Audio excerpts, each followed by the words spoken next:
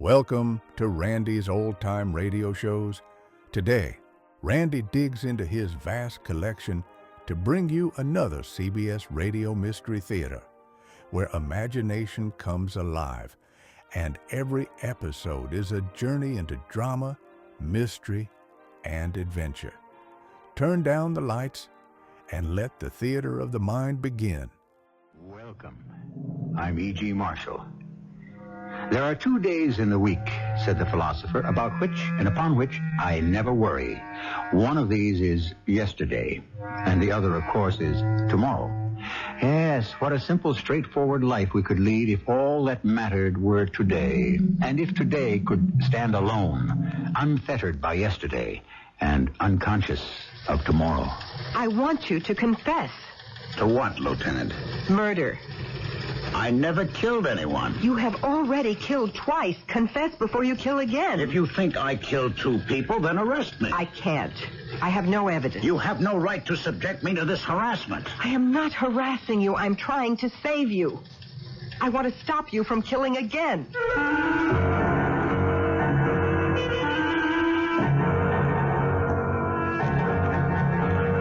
Our mystery drama, The Killer Instinct, was written especially for the Mystery Theater by Sam Dan and stars Terry Keane and Ralph Bell.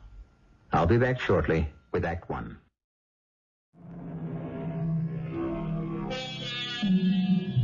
To take what there is and use it without waiting forever in vain. To dig deep into the actual and get something out of that. This, without doubt, is the right way to live. This is a thought expressed by Mr. Henry James. A little bit later on in our story, our central character, Harrison Craig, is going to come across it, and he's going to be so impressed by it that, well, it's going to be the reason why we have a story. However, right now we are sitting at the pool in one of those luxurious resorts in the Bahamas. Isn't this perfect? Lovely. Later this morning, I would like to... Harrison. Darling.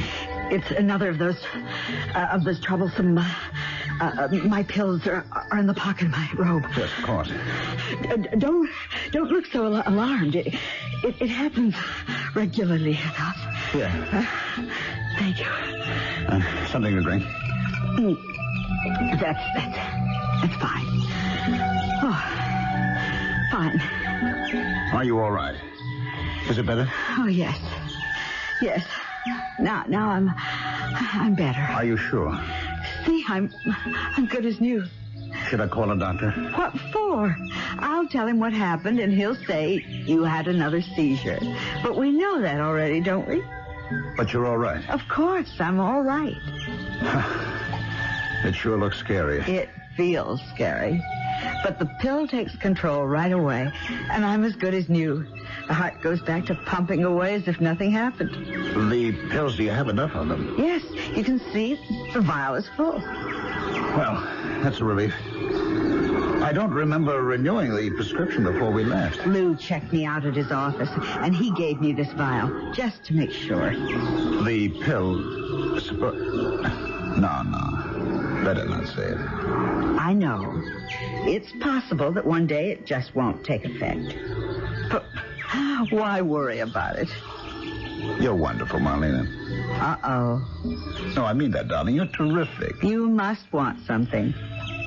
Now, why do you say that? You misjudge me all the time. Do I? Really? Why talk about it? It's such a beautiful day. Yes.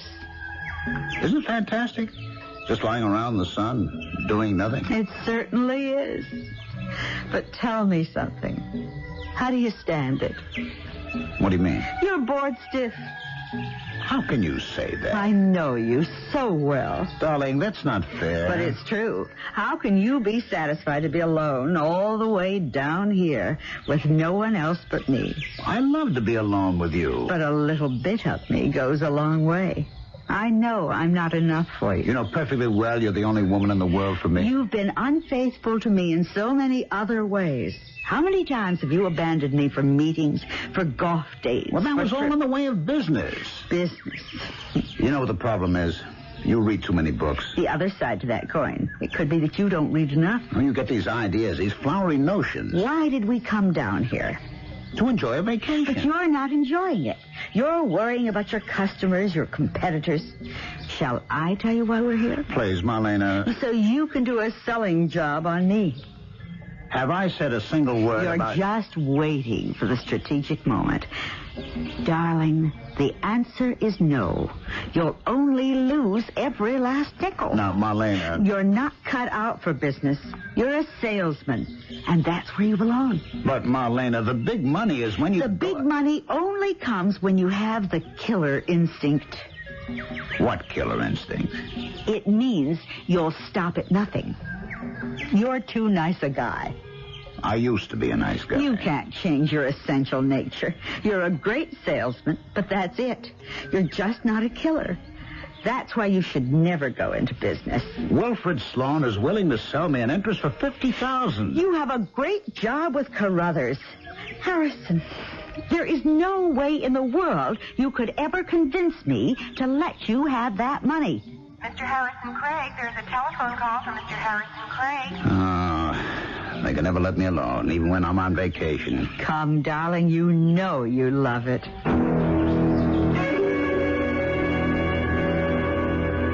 This is Harrison Craig. Harry, Oh, hello, Wilfred. how's the weather down there? That's not what you called to find out, is it? No. How you doing? Great. I mean with Marlena. There won't be any trouble there, Wilfred. I don't have to tell you. There are a few other people interested. Yes, I know. But I'd rather have you in with me. You'd be bringing in more than just the money. Yeah. And I'm glad you're going to see the daylight on this thing. Now get back to the pool. Bye-bye, partner.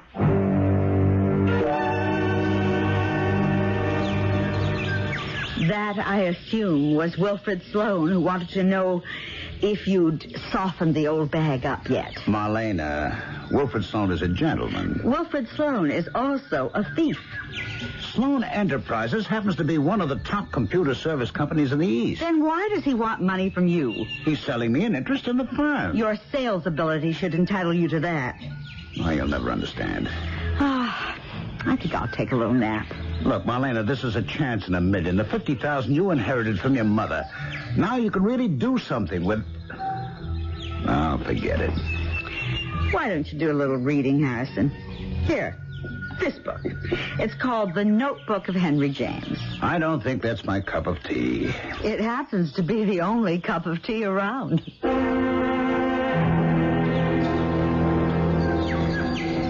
Harrison?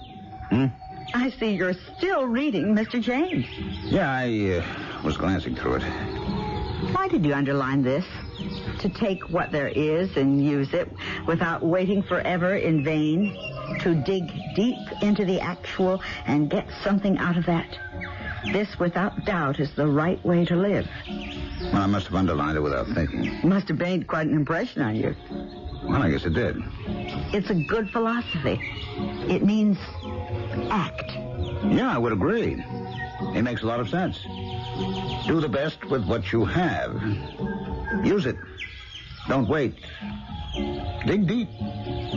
That's the right way to live. Harrison, everything all right with Marlena? Yes, of course, Doctor. It's just fine. I was in the neighborhood. I thought I'd drop in to say hello. Oh. Well, how was the vacation? Oh, just great.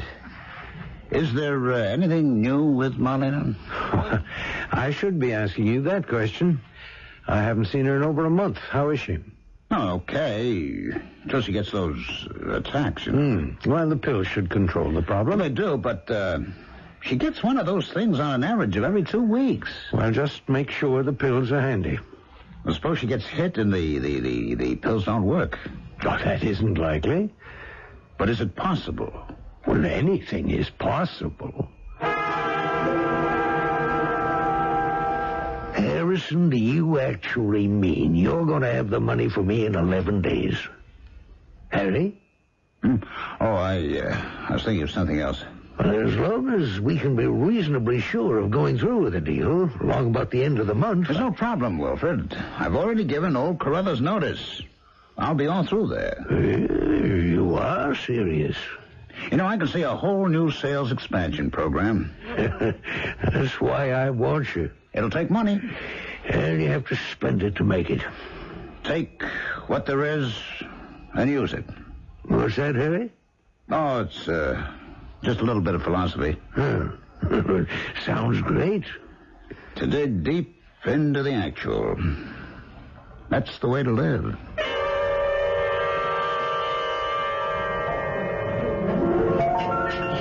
Darling, can we afford this place? Oh, don't worry, Marlene. It's on the expense account. What expense account? The one with the company, remember? I understand you're not with the company any longer. Old Carruthers called me this afternoon, said you'd given notice.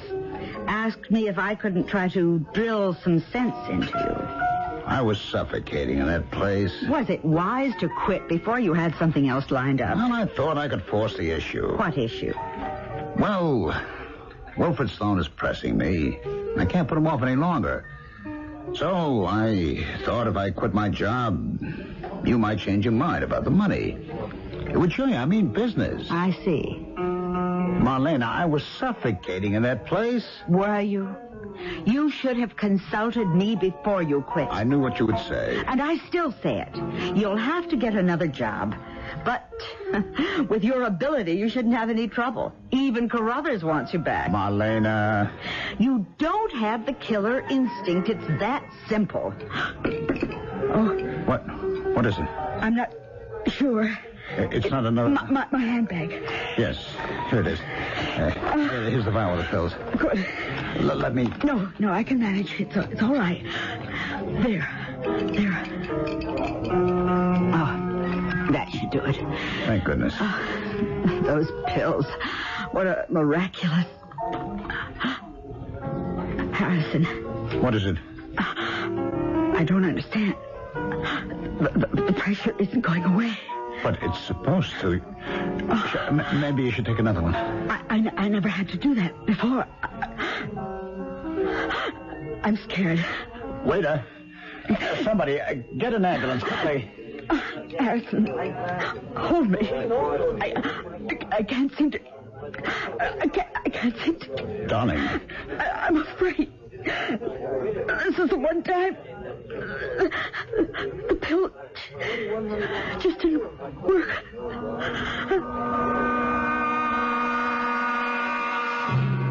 The one time. It was bound to happen one time, as we all know. But as we all know, there may be a certain area of mystery about this one particular time. Harrison Craig had hinted that the pill would not work one time. Was he perhaps giving way to a wishful thought? Or could there have been something more tangible? That could very well be the concern of Act Two.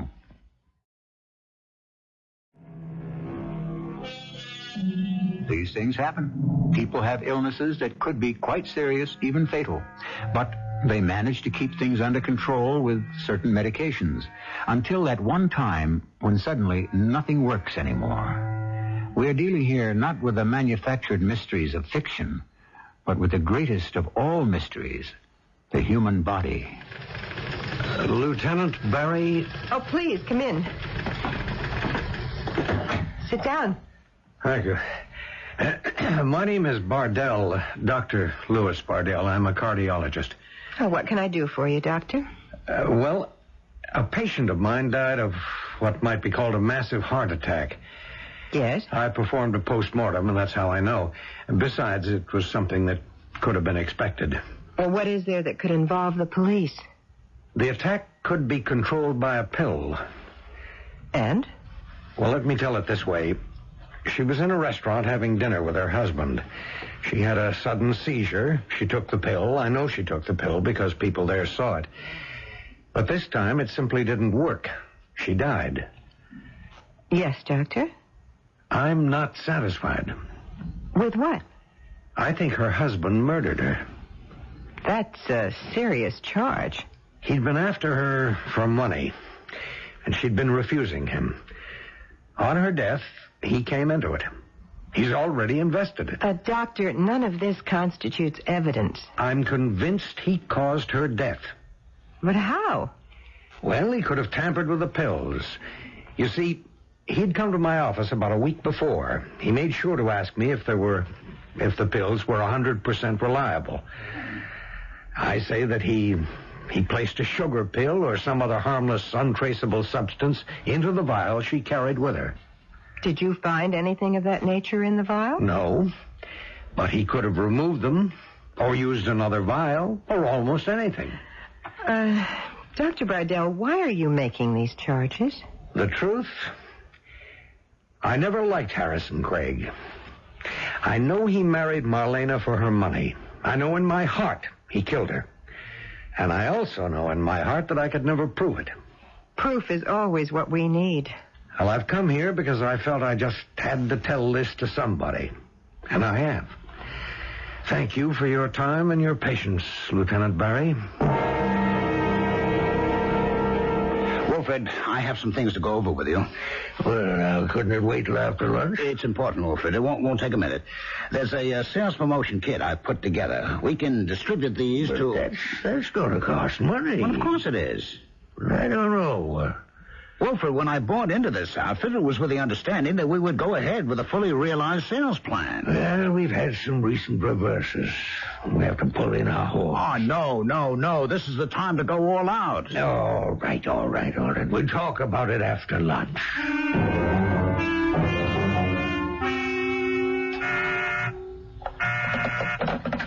Yes. Oh. Well, all right. Send him in. This is all I need. I'm Lieutenant Barry. You... Oh. When my girl said a police lieutenant... Yes, I understand. Well, what can I do for you, Lieutenant? In the matter of your late wife's death... Yes? What's in it to involve the police? Your wife took pills that were supposed to get her over her attacks. Yes?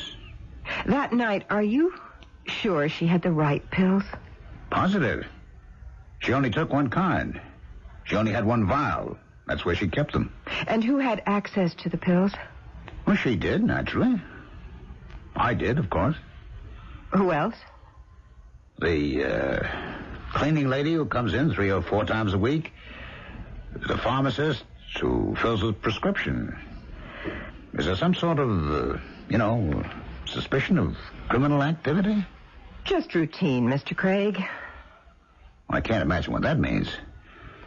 I have the right to know why I'm being interviewed. When someone dies under mysterious circumstances, it's routine to question anyone who might benefit by that person's death. Your wife left you a sum of money. That's a matter of record. Is it true that you wanted her to lend you that money while she was still alive, and she refused? Who told you that? Oh, wait.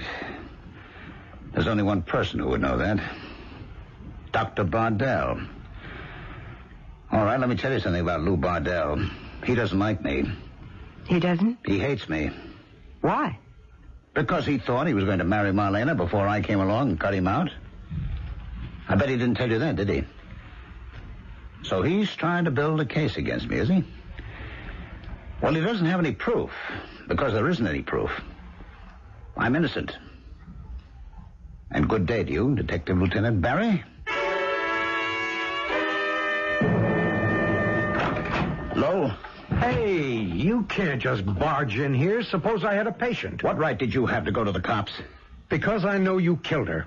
That's crazy. Of course it's crazy. You were crazy to do it. You can't prove it. I know, but that's not the same as saying you're innocent. Lou, you never forgave me for taking Marlene away from me. Yes, I did. As long as I felt that the better man had won. But you're not the better man anymore. You're a murderer. I can sue you for slander. And if that stupid lieutenant goes along, I can have her badge. You know the tragedy of all this?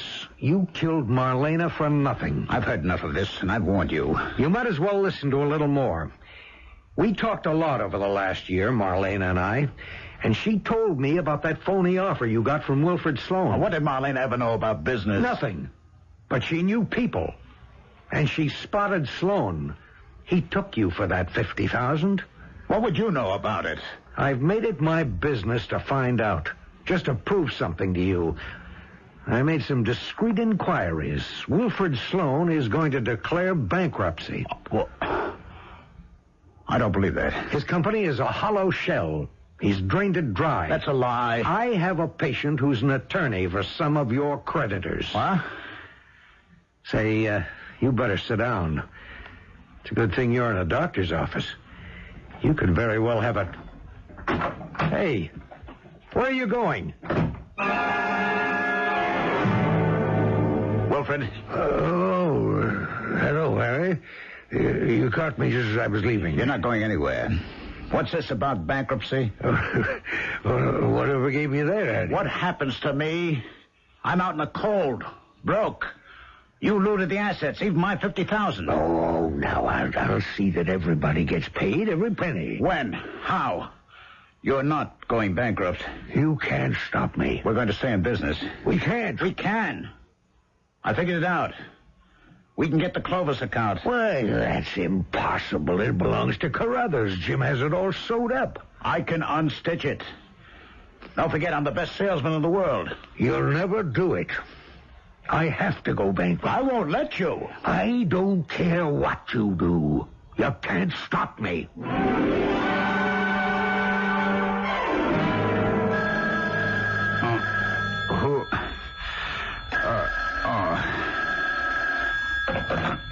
Hello. Mr. Harrison Craig? Yes, this is Mr. Harrison Craig. It's 3 a.m. I'm sorry. This is Detective Lieutenant Barry. Could you come down to police headquarters? Your partner, Mr. Wilfred Sloan, has been found dead.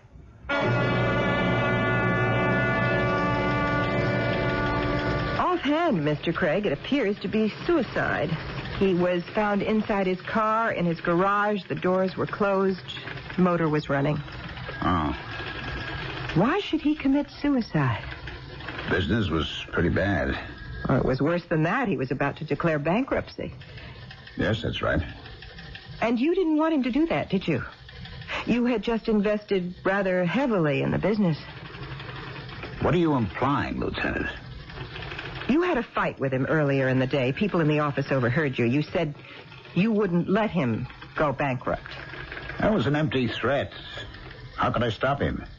By doing just what you did. You waited for him to come home. As soon as he parked his car in the garage, you slugged him. There's a bruise on his jaw. You put him back in the car, turned on the engine, and closed the garage doors. That's a lie. Is it, Mr. Craig? You have no proof. You killed your wife to get the money. You killed Wilfred Sloan because he was going to steal it. Where do you go from here? You have no right to make that accusation. I only want to help you. Help? I'm the victim of a plot cooked up by my late wife's unsuccessful lover. My wife died of a heart attack. The pill that had been prescribed by that same lover failed to work. I'm accused of tampering with it. Mr. Harrison. And now the managing partner of my firm is found dead of monoxide poisoning in his garage. I am accused of having staged his murder. It doesn't occur to you, does it, Lieutenant, that the man committed suicide because his reputation could have been destroyed forever? What's in all this for you, Lieutenant? I'm doing my job. I only want to help. The person you really want to help is yourself. A woman dies of a heart attack, but our crackerjack lady sleuth proves that her husband is guilty of murder. A man dies of carbon monoxide poisoning, but this same fantastic girl detective proves his partner murdered him. Mr. Craig, perhaps you couldn't help yourself. A man's frustrations can drive him to the limit and beyond. That's an interesting angle. You know something? You're going to kill again. If you have evidence, arrest me. You are 40 years old. You never did anything criminal in your life, and then suddenly, something went wrong. And you killed. Then you committed another murder. It was easy. They were practically perfect crimes. You're right. I can't prove it. Then let that be the end of it. I said, you're going to kill again. Again? Well, you've seen how easy it is. and how it seems to solve the problem. Mr. Craig, murder is going to become a way of life with you. Am I required to listen to this? Just remember, you won't get away with the next one. What next one? That's quite an interesting question. Is there going to be a next one? Who could the victim be? Dr. Lou Bardell, who certainly has been most troublesome. How about the Detective Lieutenant Ruth Brady? A dark horse. Someone is sure to be elected in Act 3.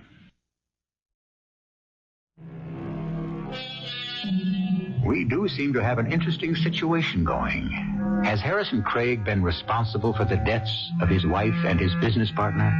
Or is he the victim of coincidence? Or can we say, of highly circumstantial evidence? Sometimes the appearance of guilt can be so overwhelming that no one notices that the facts, if any, are extremely flimsy. It's true that a man is supposed to be innocent until he's proved guilty. But how many times have we convicted people in our minds because our intuition tells us they must be guilty? Miss Stone, I'm dictating a letter, and I want you to take it off the machine immediately. All right. Where was I? And so, to all the creditors... Okay. And so, to all the creditors of Sloan Enterprises, let me assure you that our prospects have never been better. Within a week or two, I expect to announce that we have landed a major account. And once again, we shall begin to show a profit. Confidently yours and my signature. Come in. Good morning, Mr. Craig. Oh, it's you. Well, Lieutenant? I just dropped in to see if we could have a sensible talk. Lieutenant, this can be considered harassment. Then report it. I will. I don't think so. Not if you think it over. You are obviously harassing me. My superior is Captain Daly. The complaint would come to his desk, and he'd call me in and say, "What's this all about?" And I would tell him absolutely everything I know. All of which is pure supposition. Of course. But Captain Daly just might think there's something in it. And then where would you be? Because Daly would put heavy manpower out on it. You can never predict what an all-court press might come up with. Why don't you tell Daly yourself, I'll make a confession. I'm not obligated at this point to tell Daly anything about this case because I'm not working on a case. Actually, there isn't any case. Do you see? I'm not sure. I'm just doing a little quiet, running around on my time off. I have had about enough of You this. haven't had anything yet. You killed your wife. She was a very sick woman. A jury might feel she could have gone out at any time. Next, you killed your partner. A scoundrel. He actually swindled you. Nobody's going to have much sympathy for him. A good lawyer could work the temporary insanity angle. What with one thing and another, you could come out clean in 5 years, maybe less. You want to hear more? No. I'll tell you anyhow. But this is where it must end. This is as far as you can go. The next killing puts you in an entirely different class. Why do you keep saying the next killing? Take my word for it. You're hooked. Lieutenant, I'm very busy, and since you're here in an unofficial The capacity... next one will brand you as a mass murderer. And if you don't get life, you'll do a minimum of 15 to 20 years in jail. You'll come out, you'll be 55, 60. What'll be left for you? I am trying to stop you from committing the third one. How can I commit the third one when I didn't commit the first and the second?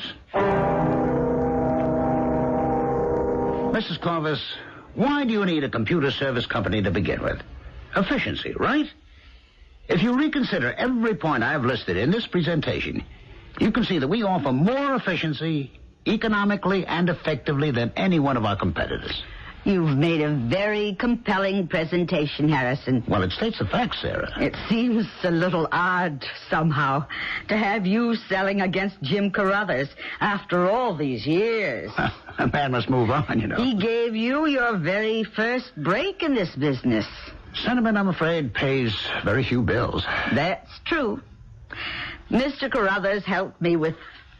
It wasn't a break exactly, but it was valuable counsel. And more than that, comfort.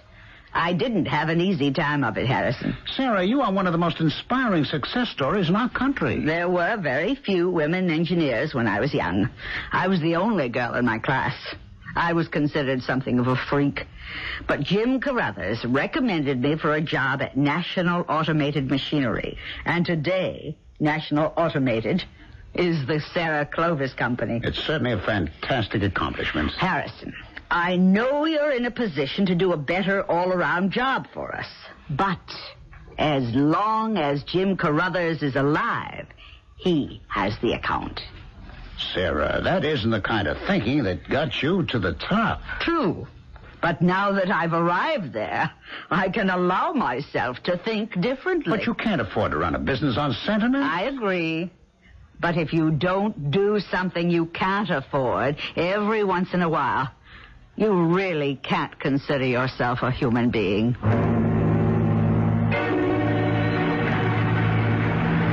Good morning, Mr. Craig. Lieutenant Barry, have you been following me? Now, how can you say that? I just happened to be walking down the street. You're wasting your time. How's business? I'm not sure that it's your business. People can get away with murder. Many of them do. I suppose you can get away with it, too. This time. There's no way we can tie you to the deaths of your wife and your partner. Then why do you keep hounding me? You are going to kill again. I know that. And that's what's so frustrating. There's nothing I can do about it. Lieutenant, if you'll excuse me. For a man who's been an upright citizen all his life, it's difficult to develop a taste for murder, but once he's got it, he has to indulge it. Lieutenant, arrest me or don't arrest me. You know I can't arrest you. In that case, just let me alone.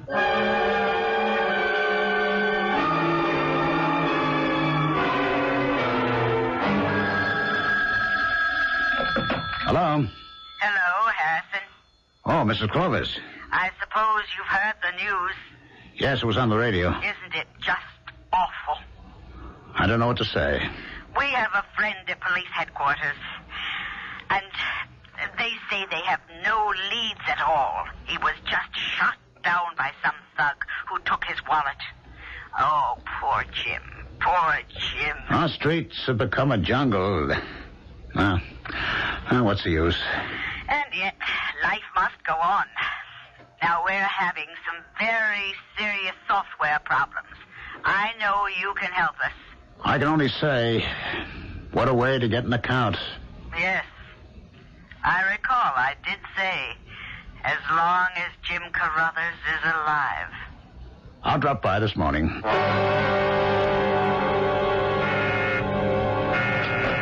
Yes.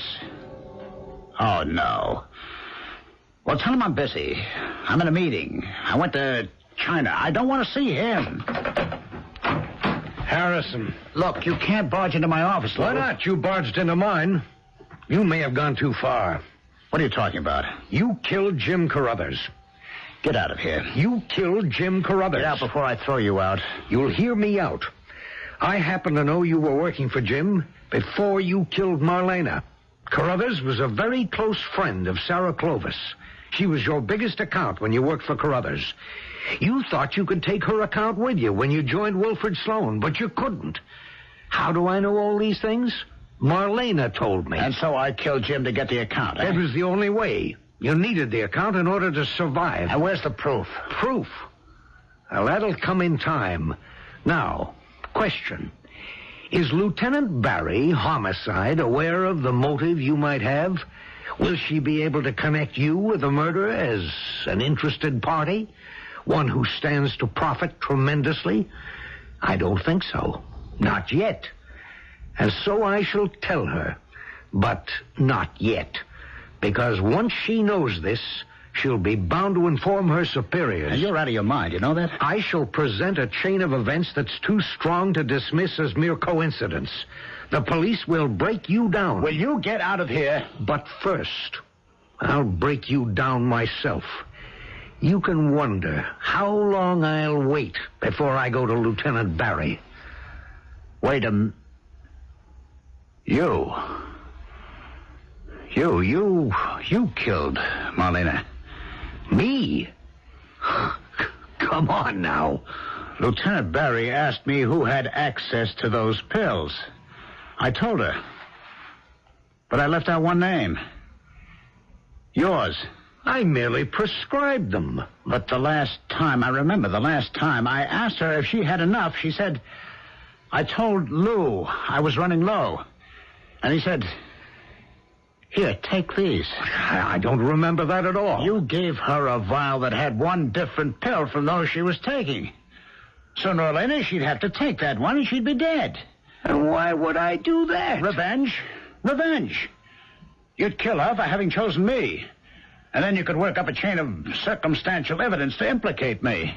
So it was I who slugged Wilfred Sloan and put him in a closed garage and turned on the automobile engine. Absolutely. And I murdered Jim Carruthers, too. Why not? By this time, you developed a taste for it.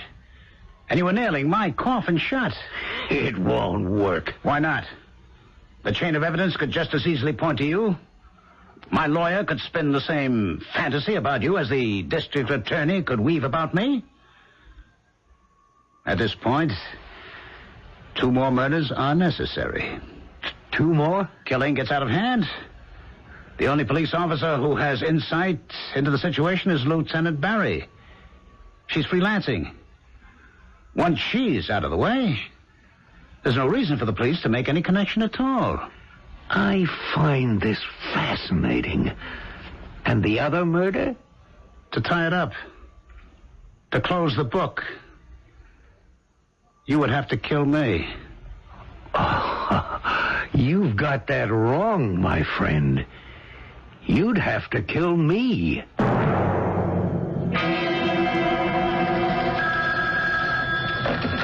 Lieutenant Barry? Do you want information on the Carruthers murder?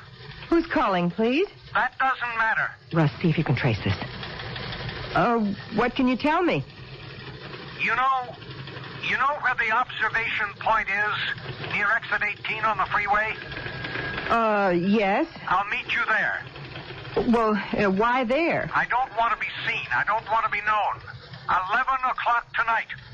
And you have to be alone, or it's no deal. Understand? Yes, I understand. Now tell me who... Yeah.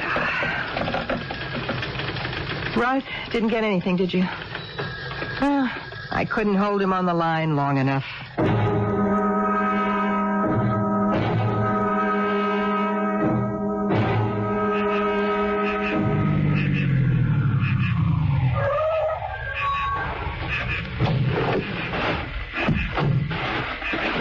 Don't move. Don't turn around. Very slowly. Put up your hands. What? It's you, Dr. Bardell. Yes. I wanted to give you some information. You were also going to shoot me the minute I drove up. You arrived early, but I got here earlier. That isn't true. I was going to tell you about the connection between Jim Carruthers and Harrison Craig. You have to believe that. I'll have absolutely no trouble at all believing it, provided there isn't a gun in your pocket. Of course there's a gun in my pocket, and I have a license for it, too. But the question, Dr. Bardell, is, will ballistics be able to prove that it's the same gun that fired the bullet that killed Jim Carruthers? Russ, Eddie, search him, and bring him in. Mr. Craig, I didn't believe you at first. Harrison, you... Yes, Flo. I guess you just developed that killer appetite. We'll see you downtown, Doctor. Take him away, boys. Mr. Craig, you told me Dr. Bardell would try to kill me. It turns out that you were right. I was wrong about you. I I want to apologize. You know, Lieutenant, I read something somebody wrote. Take what there is and use it without waiting forever. I tried to do it, but I couldn't. And that's the reason my wife wouldn't give me the money to go into business. She was right when she said, darling, you don't have the killer instinct.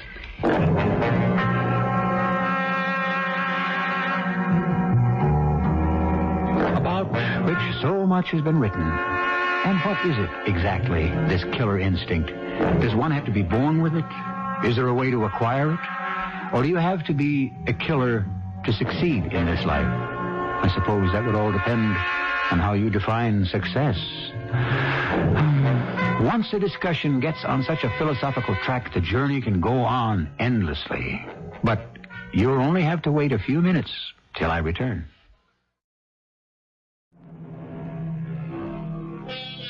We began our story with a quote from Henry James, which seemed to start our hero off in a certain direction. Actually, he never went there. But had he possessed a certain psyche, he might have gone all the way. Therefore, novelists, philosophers, essayists, dramatists, be advised.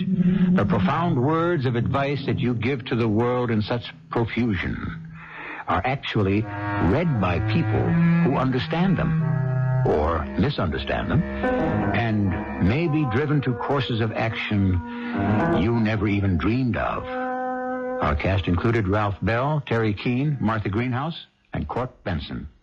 The entire production was under the direction of Hyman Brown. Well, folks, that's it for this episode here at Randy's Old Time Radio Shows.